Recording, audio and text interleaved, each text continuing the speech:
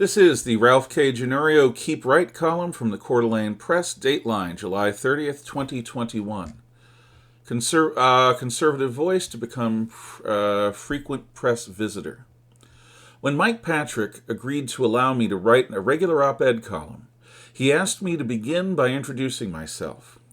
While reasonable, this task stymied me. Who am I to hold forth about universal issues regarding human freedom that relate to our lives here in North Idaho? I was born in Manhattan of Yankee, Irish, and Cuban Puerto-Rican stock.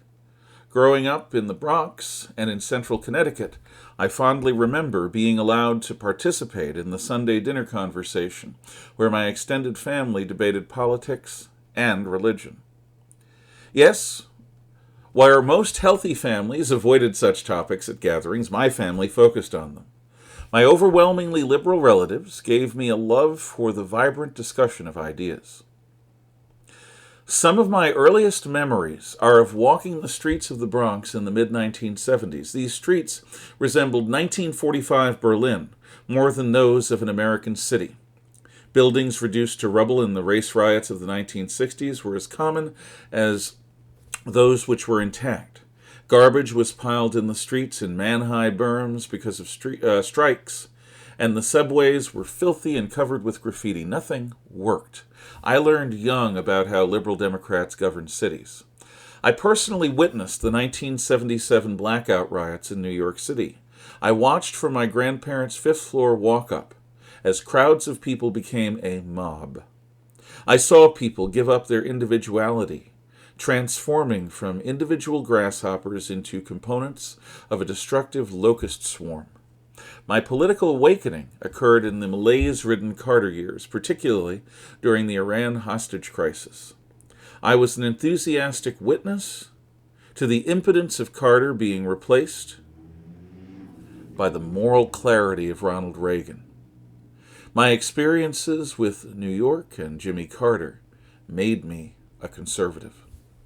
My single mom became the first female police detective in Wallingford, Connecticut. For 20 years, she dealt with cases of rape and child molestation that sickened her Korean and Vietnam War combat veteran colleagues.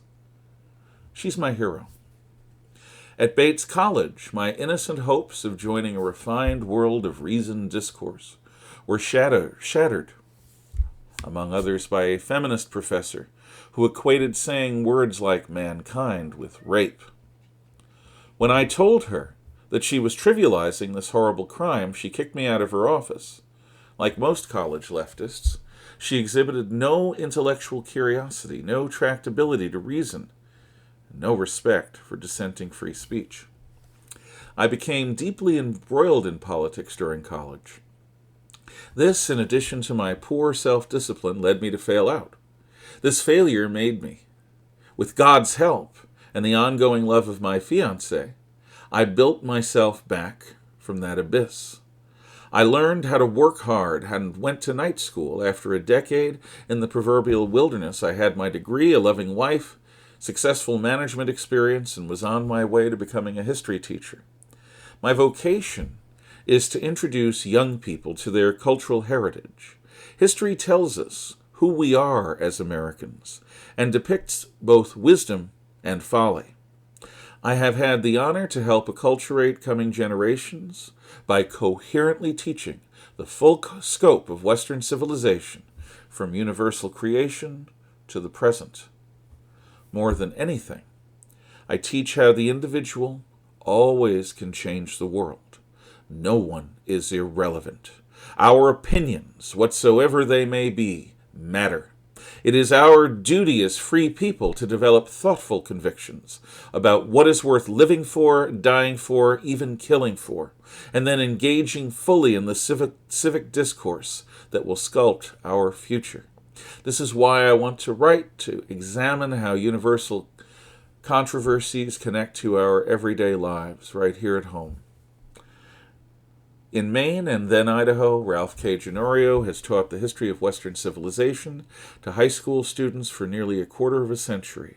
He is an out-of-the-closet conservative educator with experience in special education, public schools, and charter schools, grades 6 through 12. He has lived in Coeur d'Alene, Idaho since 2014. Email rginorio@cdapress.com.